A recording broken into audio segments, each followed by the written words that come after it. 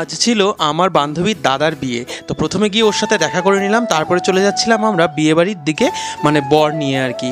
আর আজকে ছিল প্রচুর ঠান্ডা, এই ঠান্ডার মধ্যে কিন্তু আমরা চলে গিয়েছিলাম সোজা বিয়েবাড়িতে, কারণ বিয়েবাড়িতে না গেলে হবেই না। ও এমনভাবে বলেছে আমাকে, আমি না গিয়ে পারলামই না, এই ঠান্ডার মধ্যেও আমাকে যেতে হলো। তো যাই হোক, ওর সাথে প্রথমে দেখা হয়ে গেল, অনেক দিন পর ওর সাথে আমার দেখা হলো।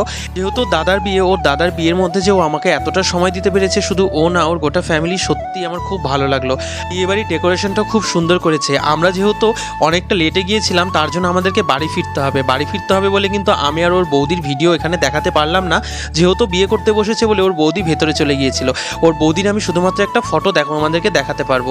তারপর আমরা চলে গেলাম খেতে, আর খাওয়া দাওয়া সেরে আমরা বাড়ি আসবো বলে আমি আর বিয়েও দেখতে পারিনি। আমাকে অনেকবার বলেছিল বিয়ে দেখে ওদের বাড়িতে থেকে যেতে, বাট সেটা তো পসিবল নয়, আমাকে বাড়িতে ফিরতে হবে। তার জন্য আমি আর ভাই ওখান থেকে সোজা বাড়ি চলে এসেছিলাম। তোমাদের সাথে একটা ফটো শেয়ার করলাম। যাই হোক, ভিডিওটা এখানে শেষ করছি। ভালো লাগলে লাইক করে চ্যানেলটা সাবস্ক্রাইব